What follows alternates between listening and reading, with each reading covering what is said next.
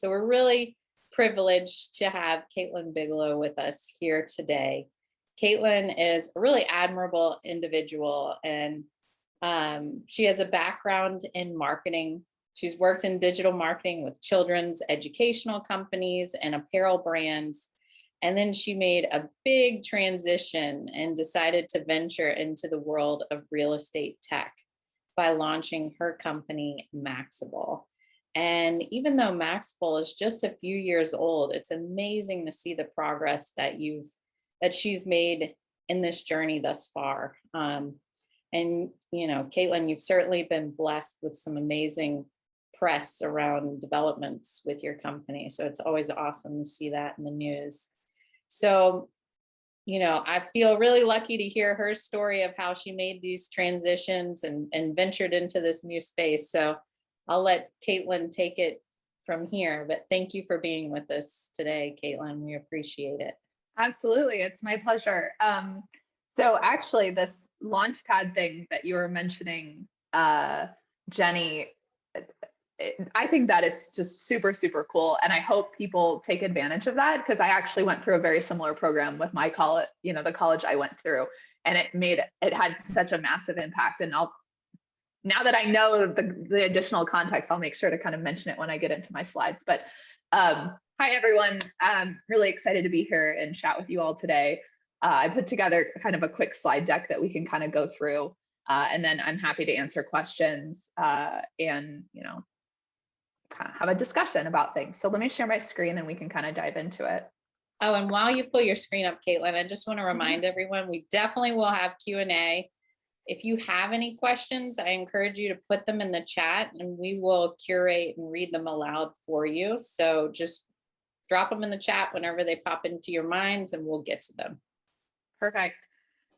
So I am the CEO and founder of a company called Maxable. And I founded the company about 3.5 years ago. And what do we do at Maxable? So we help property owners plan, hire, and manage their ADU projects. For those of you who don't know what an ADU is, it's called an accessory dwelling unit, and it's essentially a secondary unit of housing on your property. So you can convert a garage, you can build a standalone unit in the backyard, you can attach it to the primary house, but it has a kitchen, a bathroom, and a living space and an external entrance. And so there was some pretty sweeping legislation changes that happened in California a couple of years ago. And at the time I was, marketing director at a toy company. And, so here's a quick backstory of how did I go from like a marketing director at a toy company to, running this prop tech, kind of real estate focused, architecture focused firm. So I had started as the director at this toy company, but I actually think because of the Launchpad thing, I want to go a little bit further back than this slide. When I was a student in college, there was an incubator program at the college that I went to, where they would give up to $5,000 grants for students who wanted to start businesses. And I took advantage of that program. I started a little business doing kind of art prints and hand painted picture frames. I was sourcing frames in bulk from a warehouse in Ohio and, working with other students to kind of create inventory and sell that. And that was how I got the down payment for my first car that I bought.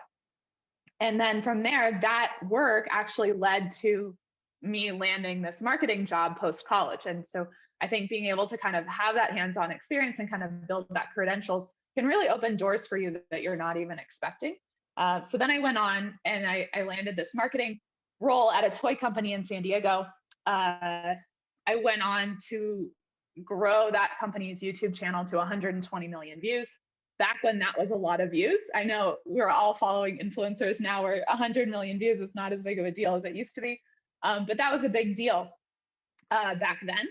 And so I was doing things like, scripting action adventure videos, doing, time-lapse photography for our toy line. So I would do things like, write scripts and direct and storyboard action adventure videos of, robot invasions, time machines, dinosaurs, asteroids, about to hit cities that were going to, explode, and we had to save the day. And we had like little action adventure, little figurines that went and did all these things. And we built these big elaborate sets all out of the toy system that we were ultimately selling. And that was really fun and interesting. But it came with a lot of challenges. It's hard to market to a demographic that can't read or write, for example. And so there's all these things. I'm like, man, if only I could market to people that could read, this would really be a lot easier. But I had a ton of fun doing it. And I think the other thing that I really loved about this job was that, it was a relatively small company. And so I got to wear a lot of hats and I got a lot of experience with different types of things. And I think I was actually given a lot more responsibility than most, people my age were being gifted. So, after building this YouTube channel and, really focusing on their content creation, the company was going through kind of an interesting pivot where they had sold traditionally online, kind of like brick and mortar toy stores, and all those toy stores were going out of business. And so they had to figure out a new way to really reach their customer base. And for this particular company, this was like a pretty existential threat. And that's where we kind of had this idea, well, what if we used YouTube? What if we used video as a way to reach a new demographic? Like instead of, little kids coming into toy stores and playing with the toy in person and kind of seeing these display tables, could they have kind of a similar experience online? So that's kind of how all of my work around video and content kind of started. And so then I started, getting asked to speak at conferences. This was actually a talk I gave in Germany, helping other companies understand how they could leverage video and content marketing to basically reach new audiences and acquire new customers. So I was doing all of this, and at the same time, I just felt like I really wanted to start my own thing. I'd always been very entrepreneurial, and I was just waiting kind of for the right idea to come along. And 2017, there was this, huge legislative bill that passed. I kind of referenced that earlier, that basically said every property that's zoned single family in the state of California can now build a second rentable unit on your property called an ADU. And I just thought, wow, that seems like this is going to be a game changer for California real estate. Now, all of a sudden, all these people in a state where housing is so astronomically expensive and rents are going up, through the roof, and it's so hard to, be able to save to buy a house. Now you can build a second house on every single property. That's wild to me. And I didn't know anything about architecture. I didn't know anything about design. I didn't know anything about land use policy. But I felt like this is a really good opportunity for me to look into. And so I just started doing research. I went on YouTube and I looked, how do I build an ADU? And there was no information at all. I Googled things, and it was like there was just this giant vacuum where there just really wasn't any information available for people. And I remember thinking, I wonder if I can take my content marketing background, where, one of the skills I had gotten really good at was basically, building a brand, educating, and using content as an outreach mechanism to bring in clients. I wonder if I could kind of take that background and apply it to this new problem. Even though it was like a totally different vertical, it seemed so non sequitur, from going from toys to, full-blown construction projects. But that's exactly what I did.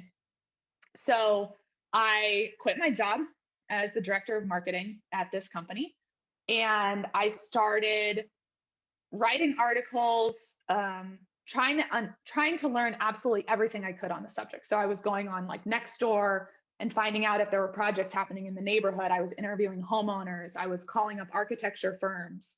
And I remember I actually found this old email I had sent. So I didn't even have a website yet. And I had contacted an architecture firm, and I said, hey, I have got this company idea. I'm going to teach people about granny flats, building these ADUs. Would you do a guest post on my blog?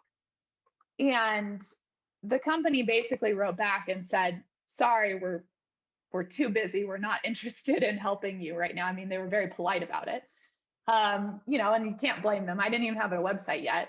And 2 years later, we sent that company $1 million in business. because they became one of our partners, and it was a huge success story for us. So anyway, it just goes to show, like, when you're first getting started, you kind of get in the trenches and people are going to tell you no, and you kind of persist and push through it. But this was the first piece of news coverage I ever got, and I was so excited. I found out I was kind of doing my own PR, which I really had no idea what I was doing. And somehow, ABC said, okay, yeah, we're going to do a story on you. And I didn't realize they were actually going to send a camera crew to my house. I thought this was like going to be an on the phone thing. And I find out like 30 minutes before that, these two guys are going to come to my apartment, and I'm like frantically trying to do my hair and makeup and like clean my place so it doesn't look like a complete wreck. And it was very exciting. So kind of since this point in time, what has happened? I mean, this was back in 2018. So kind of where are we now? So Maxable has a full-blown website. We have hundreds of clients. We have 40,000 homeowners subscribing to our content. We've been featured in publications like the Wall Street Journal. We were interviewed by the New York Times last week, or a couple weeks ago. I've been on NPR. We've helped thousands of people start projects and build ADUs. And we've built out an entire marketplace. So essentially how we monetize our platform is homeowners to come to us wanting education and guidance on their projects. We provide kind of consultations for them at no cost. And then we match them to designers, general contractors, lenders that they'll need to actually execute a project. And when those contracts are successful, we basically take a percentage off the top of the contract. So, we have partnerships with over 50 companies throughout the state. And that's how we monetize it. So it's a marketplace in the same way that Airbnb is a marketplace or Uber is a marketplace. Airbnb connects homeowners to, vacation rentals. And when they're successful, they take their own, little Airbnb fees. So ours works the same way. The difference being that these projects are quite a bit more expensive than, a vacation rental. So right now, the average cost of construction for one of these projects in our marketplace is about $220,000. And, they're beautiful, and I love what I do. It's really exciting. There was nothing in this backyard, and then there was this beautiful unit.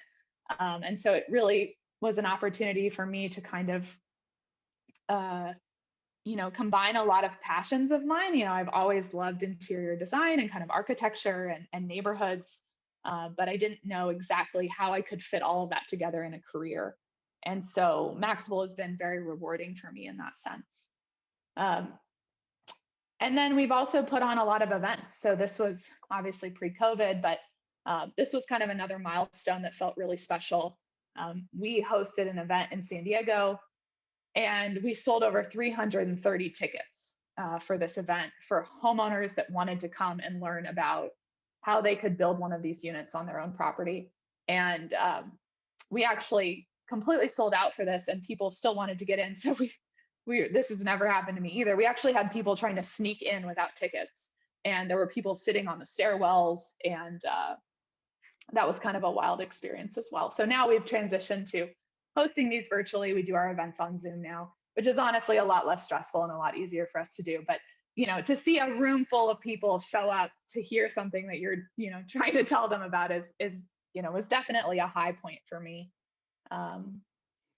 So for those of you who are interested in kind of entrepreneurship and startups, I put together some tips that I wanted to share with you on kind of what I've learned along the way. And I thought I could just kind of go through them. So I'm actually going to stop sharing right now and just tell you about them. But let me pull up my list here. Let's see.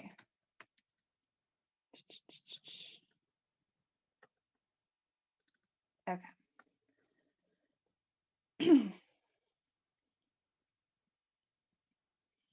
Okay, so for my first tip is you guys currently have a massive resource available to you, and it's mostly your peers. I think being in a college setting is such a special place to try to get started with something. And you should really take advantage of this. And it doesn't have to be this massive giant thing out the gate. I mean, when I was starting my student business, I similarly, I was in entrepreneurship classes. So there was all these classmates of mine that were interested in similar things. We had a similar program where you could set up kind of internships for, at the time it was credits, so that I could get students to help work on problems with me that were like solving real problems. I mean, it's like free labor, guys. Like, it was unbelievable. Like, how could you not want to take advantage of that if you had some inkling of an idea? So I would say that really take advantage of being in college. It's an amazing time to try to start a business. And I would also say that generally schools really want you to be successful. Like, they want to be able to brag about you. They want to talk about you. They want to do everything that they can to support you. And so, for me, I found that, the college I was at was so willing to, help me in any way that they could. I set up, tables to sell things in the main kind of student like quad. And around Christmas time and things, when people were like looking for presents to buy, I mean, I made like, there was a couple days where I made like $1,000 in a couple hours, and I was like, this is awesome. So schools really want to bend over backwards to help you. My next tip for you is to build your list and your database from day one. So whatever you decide your business is, it's really important to build a database of potential customers. So I had this background in marketing. And so for me, this was like a much easier task than I think it is for some other people. But I knew that I had to start as soon as the website, a big part of the website design for me was, how will I capture leads for people that are coming to the site? Because, if you look at statistics, most people will visit a website and they'll never come back and visit that website again. And so companies spend all this money to send potential customers to their websites. And if you decide you don't want to buy, those sunglasses on that particular visit, or, you don't want to buy that pair of pants, or you're not ready to pull trigger on whatever, and you just bounce out of the site, then that company just spent all that money and now you're probably lost forever, right? And so one of the things that I did from day one was think about, how am I going to capture email addresses of people that are coming to my website? And it doesn't necessarily have to be a website. It could be Instagram, it could be Facebook, it could be any of the social media platforms, YouTube, whatever. But for me, owning and controlling the list was really important. And I think sometimes social media, like, the rules can change on you and you don't have like total control over that. And so for me, I really wanted it to be email addresses. And so I would split test different call to actions, split test different offers that I was giving people to see what would really convert people the most. And, at the beginning, it's like, okay, the milestone was, I want to try to get 100 email signups. I want to get 500 email signups. And it's amazing how fast those numbers can start to build on you. So, right now we have close to 30,000 people subscribing to our newsletter list. And a lot of that is because we put so much work into really optimizing how people were going to connect with us. And so one of the things I discovered fairly early on was that, we put kind of a free tools section up in the menu bar of our website. And basically we're offering people, if you give us your email address, we're going to send you like your free tools packet of like everything you need to get started on a project. And it was an insanely popular call to action. It's still the most popular call to action that we have on the website, because people really want these free tools. And then from there, we can kind of drop them into drip campaigns and mature those leads using kind of automated email blasts. They're on our newsletter, et cetera, et cetera. So I would say, even from day one, like before you have the newsletter, before you have the email drip campaigns and everything, think about how you're going to capture and build an audience. And then my next tip is to really understand the problem first and don't build the solution right away. So I think this is another mistake that people make. And there's a lot of books out there about kind of product market fit that you could like explore deeper. But, I've seen entrepreneurs make the mistake of basically designing a solution and then trying to fit a problem to that solution. And I'd say that's a huge mistake. There was a kind of an accelerator program that I went through at one point. I thought they did a really good job of kind of describing this. They said, you want to come up with prescription drug level solutions for things, not vitamins, right? If you're designing vitamins, that's not something that people are coveting. If you're describing something that solves a real serious pain point for people, then you're so much more likely to be successful in that. So I would really, look at your own lives, look at things that inspire you or problems that you're seeing. For me, um, ADUs might seem really non sequitur, but I actually grew up with a little granny flat on my parents' property. And funny enough, they rented it out to a student at SDSU when we were a young family. And that was the difference that paid the mortgage for them. And I saw and had this experience growing up of seeing the stability that this unit brought to my family. So I had that kind of additional context when I was thinking about understanding the problem. And then I watched a couple of my mom's friends want to build these units and struggled with the complexity of, how do I navigate the regulations? What's the permit process look like? How do I find a general contractor I can trust? How do I know what this is going to cost? And so I watched kind of all these people fail at trying to figure this out and ultimately give up because they're like, the learning curve's too steep, it's too expensive.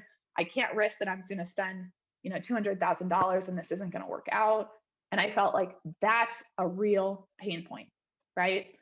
In the shadow of this housing crisis where we just desperately need more units of housing, homeowners are having this amazing opportunity. There's this new space that's opened up because of legislation that no one is talking about. There's no resources for people. There's no tools. That's a real problem that I can step in and solve.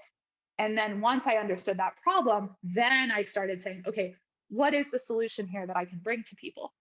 And the funny thing is your solutions will probably change, right? Like my initial concept of doing this was I was going to build online courses that people could take. And so if you were a homeowner and you wanted to do this, maybe you were going to pay, $500 or $1,000, and you were going to get this whole online course and it was going to teach you everything you needed to know. And that was going to be the business model. And then, the more we kind of got into it and understood the problem better, it was like, well, homeowners needed additional support, or we could monetize this and get much bigger dollar values if we stay involved a little bit more. And so it kind of evolved into the marketplace. So you kind of pivoting and like figuring out as you go deeper into the problem, you'll understand the solutions better. And that'll be a very natural part of kind of your startup journey. Which kind of leads me into my next tip. I've got 3 more tips for you guys.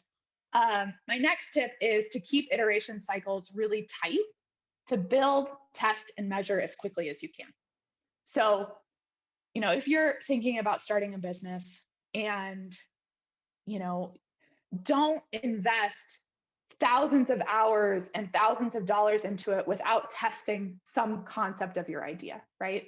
So like for me, when I started my student business and I was doing hand painted picture frames, and then I expanded into kind of like art prints and decals and other things, I made a couple prototype picture frames, painted them, and just tried to sell them. Like you can put it on Instagram, you can put it on Facebook, you can see if any of your friends want to buy it. But the point is that you need to test that there's a market for what you're trying to do super, super early before you spend all this time and resources. And that is true whether you're a tiny, 1-person operation all the way up to like a big Fortune 500 company, is you want to create these like quick iteration cycles so that you never spend more resource and time doing something and going down a rabbit hole than you really need to be doing. My next thing, and I think this is something that can't be understated, is that startups are really stressful. And sometimes it's really lonely. And it's even soul crushing, like I think that's the part that doesn't get a lot of press. You see all the TechCrunch articles, oh, so-and-so just raised $20 million in their Series A. And oh, this company just IPO'd. And, and you just feel like that's what it's supposed to be like for you. But the reality is you don't see all the blood, sweat, and tears that got to that point, and you don't see all the near fails that happened to get to that point. I remember I was on I sat in on a Clubhouse with the CEO and founder of OfferUp. I don't know how many of you guys use OfferUp. I like it a lot. It's a marketplace app that's basically like a better version of Craigslist. And he was saying that when he started OfferUp to try to get more people to use it, he would actually go to thrift stores, buy stuff at thrift stores, take pictures of it, post it on the app. And then he even pretended to be buyers sometimes and went and bought people's things and just pretended to be a random guy being like, I love OfferUp. This is so great. I love your piece. And then he would like go and resell the piece on OfferUp. Like that's the level of hustle that it takes at the beginning. Like you do all these manual things and it feels really hard. And like, that's how it's supposed to be. So, I think don't get discouraged if, it feels really stressful or it feels like there's a lot of pressure or kind of anything like that. Because that's kind of how everyone starts, even OfferUp, which is, worth billions of dollars now and doing all these things. Like, look at how that CEO started, right? And then my final piece of advice for you guys before we kind of open it up to Q&A is network, network, network. So you guys are all welcome to add me on LinkedIn. I'm happy to take your requests. And I can't tell you how important it is to build a network, especially of your peers in college. Again, it's just such an amazing resource to find like-minded people, and get out of your individual bubble, right? Like if you're a business major, connect with people who are doing computer science, connect with people that are specializing in something that's outside of your core understanding. I ended up bringing on a co-founder last year. So I founded the company, ran it for, 2.75 years or so. And then we really needed the expertise of someone with an architecture background. And because I had kind of been building this network and knew all these architects and had all these partners, it was much easier for me to find a co-founder that I knew was going to be a good fit for the company. And so I think that really being able to tap into that and kind of meet people is important. And one other anecdote here, this is kind of a nutty story, but and you can take of it what you will. But my husband is also a co-founder for a startup, and the CEO of the company that he helped co-found went through Stanford's MBA program. And there were 300 people in that MBA program. And he personally had dinner with 280 of those 300 people. And he kept them in a spreadsheet, and he kept facts about everyone in a spreadsheet. And, he had this massive database of people, and he would invite not just colleagues over for dinner, he would invite anyone that came through the campus over for dinner. So like he had the ex-CEO of Google at his townhome in East Palo Alto to have dinner with him. And he asked, he had one of the highest ranking generals in the US Army that he invited over for dinner. And it was because he just put himself out there in these situations all the time. And I'm not saying that, you guys need to take it to that extreme, but the types of people that you can network with, especially as you're a student, where there's all these people that want to pay it forward, that want to try to help you, that think that what you're doing is really cool. You can tap into that and ask for, people to be mentors or advisors or, get lunch with you or do things like that. So anyway, I just really think about building a network, because you never know when you can tap into that. And then when they went to raise their Series A, it went like that because he had just such a massive network of people that he could immediately draw from. So that's my last little, startup tip for you guys. Caitlin, awesome advice. And I mean, first off, thank you for sharing that background with us. It's always good to get more context on your journey. And then the tips that you shared were just align so well with what we do in our program. And I know there's quite a few people on this call who are currently involved in our program. And I just want to throw this disclaimer out there. Caitlin and I did not talk details about our program prior to this. So everything she's sharing that, correlates with what we, preach and teach in our program, it's so true. And it's very much for a reason. So thank you for taking the time to put those tips together. Yeah. So We will open it up to Q&A. We've got a couple of questions rolling in. I've certainly got some questions ready as well. Please don't be shy. If there's anything on your mind that you'd like to ask, you can either drop it, in the chat to everyone, or direct message me the question, whatever you're comfortable with. But first off, we'll kick off with Harris's question. So he wants to know, what was the biggest challenge with switching industries abruptly? Yeah, I think part of it was my own impatience. Is I didn't know, I literally knew nothing about ADUs, like nothing. So I had read a couple articles online and I thought, well, this is really cool. And I really like architecture, and these units are really sexy and like they look really awesome. And that was about the extent of what I knew, right? And so I think for me, my own impatience of just wanting to be an expert overnight, which was just, of course, not realistic and not going to happen. But I would say that you have to be fairly dedicated to do your research, right? So it's like I was spending all my free time reading whatever resources I could online. I found some books that had been published, even if they were a bit dated, that had some really good information in it. I found a blogger up in Portland, and Portland had passed similar legislation, but about 10 years ago. And so the Portland market was much more mature and much more developed. So there was a lot more information about Portland. And so I found that there was an online course for ADUs that was all about Portland ADUs. But I thought, okay, I'm going to take that, and I bet I can kind of, some of it's going to be applicable for what's going on in California. And so I would really say I just tried to be a sponge. I would post things on Nextdoor and say, like, is anyone working on a project? I would interview homeowners that were going through it and find out, what problems they were having or what questions they were having. And so, you just start kind of slowly chipping away at it. And then it got to be where I understood enough that I could start talking intelligently about it myself, and I could start writing articles about it myself. And, since then, I don't write articles anymore. We have a team that does content.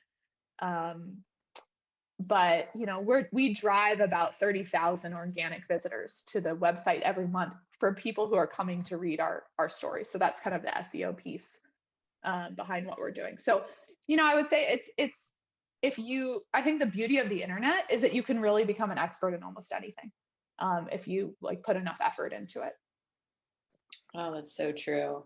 And kind of building off of that, Faith has a follow-up question. So with this transition, I'm sure comes, a new chapter with figuring out how to financially support yourself in that process.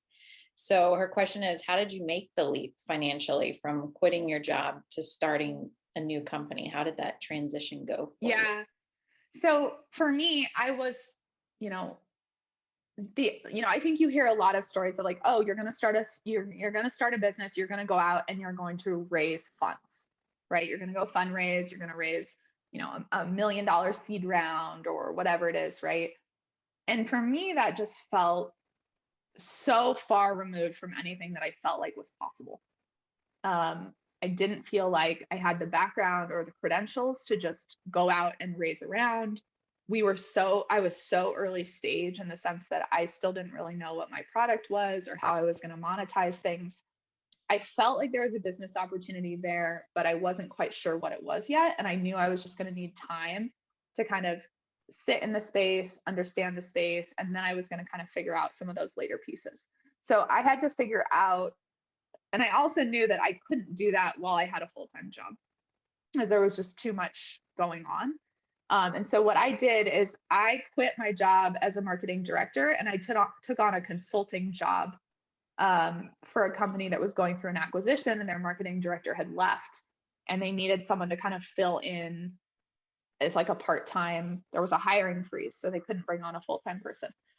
And so it really worked out well for me, where I left my company on a Monday and I onboarded with this new company on a Wednesday. And just kind of doing freelance consulting work with them was enough. I think I worked 2 days a week and with them, and that was enough to pay all my bills. I wasn't putting a lot in savings, but I was paying my rent and buying groceries and kind of things like that. And I did that for about 8 months before I finally got to a point where I could step away from that part-time position and then focus on Maxable really full-time. So I think there are ways you can kind of slowly make that transition. And I think, whichever way, if you want to go out and fundraise and you have the network and the ability to do that, and you can do that right off the bat, fantastic. But I think if that's not an option that's available to you, there's still a lot, there's still options for you on the table on how you could do something like that. I think consulting and freelance gigs are a really good way to do it. Okay, good to know. So Mary has a couple of questions for you. First off, more so about time management. So do you have any tips or tricks when it comes to organizing your time?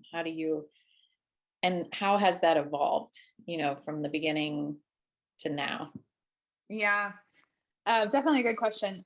So here's the thing. When you are starting on your own and it's just you, and I found myself guilty of the same mistake, is you tend to want to focus on the things that you enjoy and that you're good at.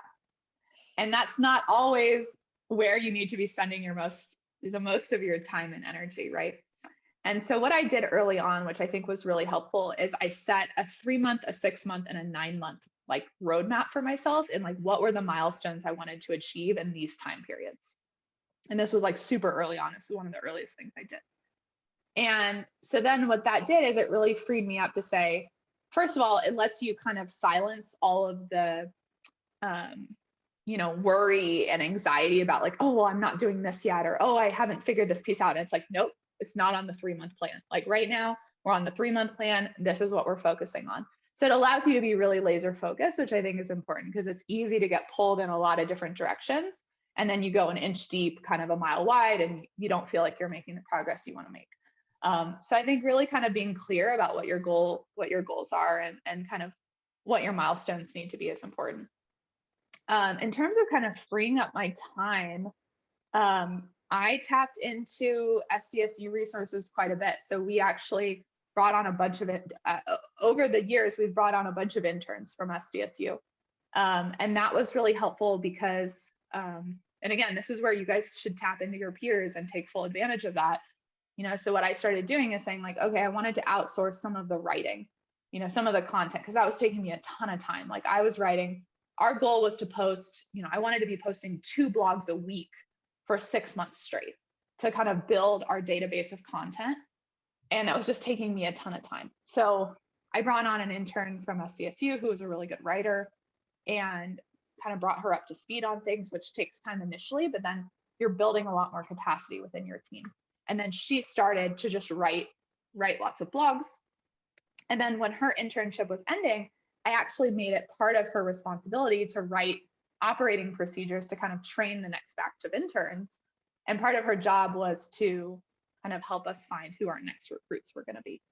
And so then we kind of just started building the cycle where, we were working with interns, and then that was working really well. And then those interns were kind of training the next interns and helping find the next interns. And then some of those, students that were really kind of stand out for us, we made job offers to. And so that was just something that worked really well for everyone. So I think that, really thinking about what is it that you have to do and what are you good at, and then where can you outsource, is a good question to ask. And, there's a lot kind of outside of your peer group. There's a lot of places where you can tap into resources. Upwork is something that I still use a ton to this day for getting, talent in random areas that we really need support in. We needed CRM support. Great. Find someone who's an expert at HubSpot and we can pay them, 15 hours worth of work to get some problem fixed, right? I found the web developer on Upwork that we still use to this day, on Upwork. And so there's so many kind of tools online. If you're looking for some very specific niche, kind of specialty, you can probably find them online. Okay.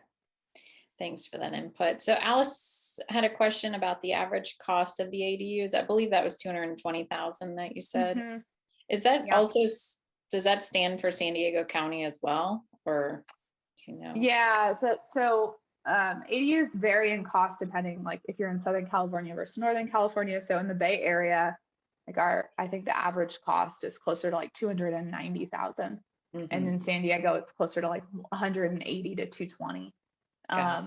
But they're expensive. These are almost always six-figure projects. Garage conversions start at about 100,000. Got it. Okay. And kind of building off of that, Jamila was asking, since your consultation is free, how did you determine the percentage of what to take off the top if the individual actually follows through and uses your resources to build? Yeah, I mean, I think the cost modeling is something that you'll experiment with, and that's changed for us over time. So, at the beginning, when it was like just me, when we were making a design referral, it was just a flat $500 fee, right? So it's like if this closes, it's $500. But then I realized, well, wait a second. Some of the projects we're closing for these designers are, $8,000 projects, and some of the projects we're closing for designers are $18,000 projects, and we're getting the same cut either way. That doesn't make sense. The other thing that I kind of noticed is that none of the designers pushed back at all. Everyone was like thrilled, like, great, I can pay you $500 and you're going to close me a client. That is such a no-brainer for me. So like, if it just seems way too easy and everyone is saying yes, then maybe you've priced it too low, And so we ended up switching over all the contracts to a percentage model so that like the larger the project, the larger our cut ends up being. And that's something that, you'll play with. The pricing that you launch with is not the pricing that will likely be the same in 6 months out. And at the beginning, it's not so much about eking out every dollar you can. Again, it's more about proving, a proof of concept, right? Like I needed to prove that this could work. And so it's not that I didn't care so much about the money at the beginning. I definitely did, but it wasn't the time to optimize that quite yet, if that makes sense. Yeah, makes sense. Thank you. I'm going to squeeze a question that I have in there. I think one of the exciting parts of running a company is that there's always new experiences, new challenges to be had. It can be a pretty adventurous experience overall. But I think quite often you can find yourself in a situation where you're really not sure what to do or how to best address what's going on. So I was just wondering, like, can you shed some light on how do you approach situations like that when you're not exactly sure how to handle them? And then if you have any examples to share, that'd be great. Yeah, absolutely. So problem solving is such a big part of what you'll end up doing in your role. And you're just going to be out of your comfort zone for a lot of this. Like there's, at the beginning when I was really focused on content creation, I felt like I knew exactly what the best practices were. I knew what my conversion rates needed to look like because I was so in my wheelhouse of like what I was comfortable and familiar with. And I have to say, I have not been comfortable or in my wheelhouse for 3.5 years now. And for me, I think the biggest win there was bringing on an advisory board. And it doesn't have to be a formal advisory board. If you're just getting started, it doesn't have to look like that. But just finding an advisor or a mentor that you can talk to about your problems and know that you're not going to be, judged, was a huge turning point for me. And, you can find these people anywhere. This is what I'm saying about the networking thing, guys. Okay, so here's an example. Angel List is a great resource for people trying to find talent for startups. It's people who are interested in that kind of thing. So I was spending a lot of time on Angel List because we were trying to recruit and hire a software developer.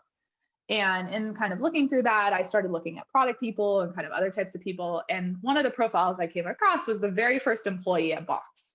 So Box is like the enterprise version of Dropbox. It's a huge publicly traded company. And here was this guy who was the first employee at Box. He had gone on to raise a venture fund. He had been the, head of product at a number of companies.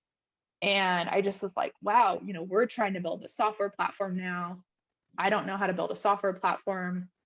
I wonder if I could just chat with him for a bit, and I ended up reaching out to him, just cold emailed on AngelList. And he got back to me and said, this sounds really interesting what you're working on. Let's set up a call. And so I ended up setting up a call with him, and then had another call with him. And then, finally I emailed him. I said, look, Alex, I said, I know you're really busy, but I would be remiss if I didn't ask, would you be on my advisory board? I would love to have regular contact with you and have you help me through some of these problems and give feedback on what we're working on. And he said, sure. He said, that'd be great. No problem.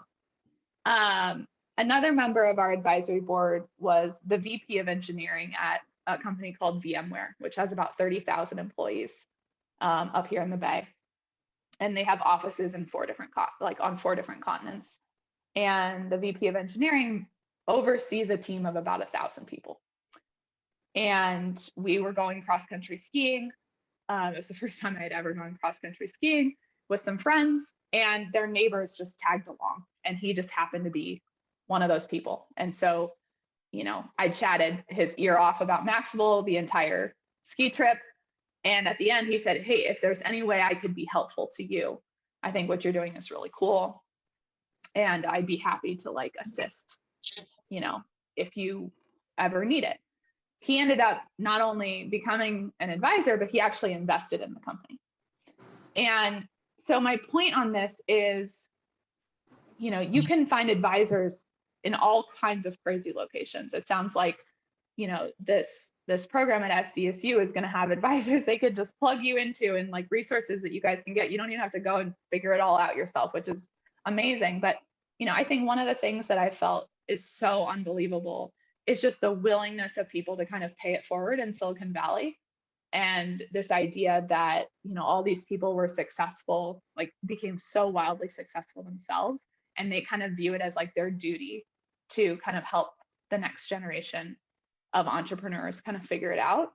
And, that's why I like doing talks and things like this, because, not that I am wildly successful and have it all figured out, but you guys are going to be the next generation of people that are going to, go off and start cool companies. So. Well, you're definitely well on your way, Caitlin. So good to see. So Mary has a follow-up question to that. In what ways do you recommend maintaining that relationships within your network? Yeah, so I don't have an Excel spreadsheet of people with names on it. But I do put out a quarterly update for the company, and I do curate that list. So if I talk to someone I think could be an investor down the road, if I talk to someone that I think I'd like to hire down the road, I make sure that they're on that list. When something exciting happens for the company, like when we got, our Wall Street Journal coverage, I sent that out to people. I said, hey, hope everything's going well with you. We're really excited this week. We were featured in the Wall Street Journal. Here's the link, blah, blah, blah. So, I think you want to think about kind of touch points that make logical sense. But, a lot of it is organic. I meet with my advisors somewhat regularly, and I'm always kind of on the lookout for new networking opportunities as well. So I saw on LinkedIn, one of the VC firms that we're kind of courting for our next fundraising round had liked some comment of this other startup founder that's in the prop tech space. And I saw the company had just gone out of business. And I went and looked at their platform, and it looked really cool. And, it turns out they just couldn't raise the next round of funding. So their team of 20 people just went out of business. And he's also in San Francisco, which is where I'm located. And so I shot him an email and said, hey, do you want to grab, so sorry to hear what happened. Sure, you're going through a lot. Do you want to grab coffee next week? And he said, yeah, let's do it. So him and I are going to go get coffee next Thursday. We've never met each other. We have no context. I didn't know his company. He didn't know mine. But there could be something there that ends up, you never know. Something could happen. So I think just kind of being aware of these opportunities are really important. Yeah, absolutely. So quite a few questions in the pipeline. Let's see what we can get through in the next few minutes. So Travis was asking about your marketing efforts. So you've mentioned, you've had great success with getting some amazing press nationally and locally. You've got various digital marketing efforts and SEO efforts going on. Like, what has been, I guess, in Travis's words, your best practice for marketing? Yeah. I mean, it's hard. There's so much, and like marketing is my background. So I think that's one of the strengths of our company is like content. And that's because that's one of my strengths. And so that's where like I naturally kind of had this focus. And so I think that like what works for me might not work for everyone, because if that's not where your skill set is or your talent is or your co-founder's talent, then it's hard to like force that to happen. But for us, content is the core, is not only our core marketing strength, but I'd say is one of the core competencies of the business and the brand. So, people trust us because we put out awesome content, and we attract a ton of attention because of the content we put out. So, in kind of building out this database and list, we leveraged an SEO strategy that was really critical to the success of the company. And so, when we were writing articles, we were looking at, what is it that people on Google are searching for, right? So like we saw a lot of queries around cost, like what is a garage conversion cost? How do I convert a garage into living space? What is a garage conversion cost in San Diego?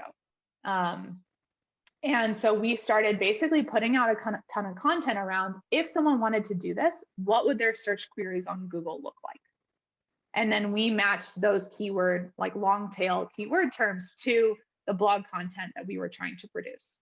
And then we did the exact same thing in video, right? So then we focused on articles first. We published a ton of articles, and we still publish new articles all the time. And then we switched and said, okay, now everyone is publishing articles, right? Now there's all these other companies that are doing that.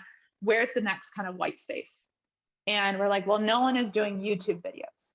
So then we started doing YouTube videos as like our next generation of content, right? So like we do home tours and we do FAQs and we do like all these kind of questions. And now we're starting to build and start to get some similar traction on YouTube that we saw on our initial, our initial website. So I think it kind of depends what your strengths are. But, for us, kind of an SEO organic strategy was, really the strategy that has worked best for us so far. And in part because we were bootstrapped, I didn't have millions of dollars in funding to roll out like expensive advertising campaigns. Doing like PPC and campaigns on Google, it's hard to get those locked in so that they're really, you're keeping your cost per acquisition down and you're seeing that return that you need with the margins you need. So we're doing more of that now. But initially, when I was first getting started, spending $3,000 a month on Google Ads really wasn't an option for us yet. Okay. So to wrap up, we've got two more questions, a little bit more personal. But one is, what do you do in your free time? And do you have any great book recommendations? So I read a lot. So I have tons of book recommendations because I love reading, although probably startup focus would be best. I would say the book that made the biggest impact on me was called I think it's The Lean Startup by Eric Rice. Let me see if that's right. And that's just another reminder, everyone. I did not prompt her to say that. That's a book we require everyone in our program to read. Oh yeah, it's seriously the best. I really think that book was like just so enlightening for me, and that's really where those like tight iteration cycles come from, of like push it out before, push out your MVP before you really feel like it's ready for the limelight, and get that data early, measure it, and then rinse and repeat basically. And then what do I do in my free time? What is that? No, I'm kidding. Actually, I am expecting, and we have a baby due in November. Congrats. So, yes. And so I, free time right now is taking parent to be classes and getting a nursery set up and doing all of these things, trying to go on walks and stay healthy and all of that. So that is taking up a lot of our free time currently.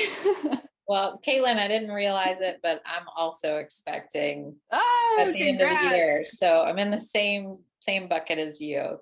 Congrats, though. That's awesome. Yeah.